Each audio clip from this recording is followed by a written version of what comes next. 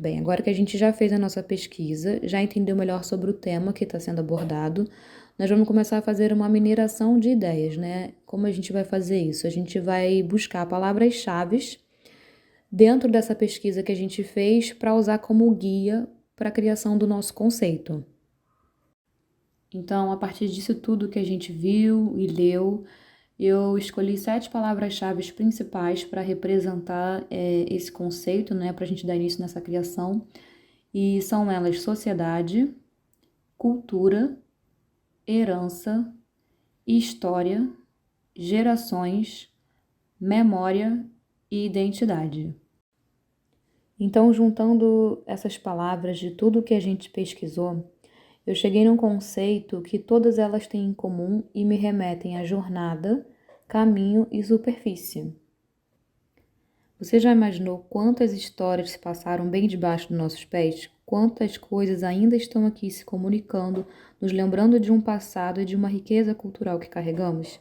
Aonde pisamos, milhares de outros povos também pisaram. E quando eu penso em história, eu penso em caminho, trajetória, pés, chão, superfície, porque é uma jornada que a gente vive e cria uma memória. E tudo isso se concilia com as outras palavras-chave que a gente achou lá no início para criar o nosso conceito, né? Que é geração, herança, sociedade, cultura, enfim. E o fato da arte indígena também ser inspirada nas superfícies da própria natureza, como dos animais, por exemplo, também me inspirou a usar a superfície do rio como base para a criação da nossa estampa.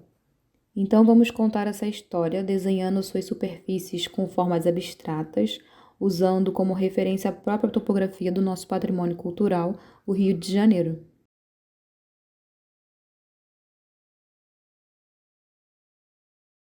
Esse aqui é um pequeno briefing que eu montei direto no Illustrator, que é um dos programas que eu uso para a criação da estampa. Eu fiz direto nele só para ter uma orientação mesmo. O briefing é um documento que a gente usa para coletar o máximo de informações possíveis do que o cliente deseja para criar um projeto.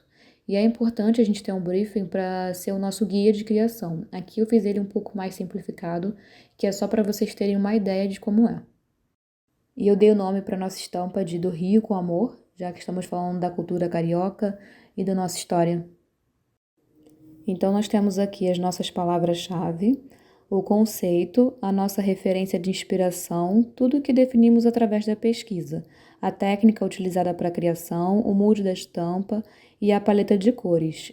Para quem não sabe, mood significa humor, então digamos que poderia ser assim a vibe da estampa, né? Então, esse estilo mais versátil, eclético, que refere à diversidade da cultura, e divertido a gente poderia dizer ao carisma do povo carioca.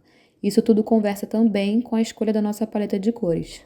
Bem, agora que já temos o conceito formado, a gente já pode começar a rabiscar essa ideia. Então, eu fiz aqui uma busca por imagens para a gente usar como referência para a criação da estampa.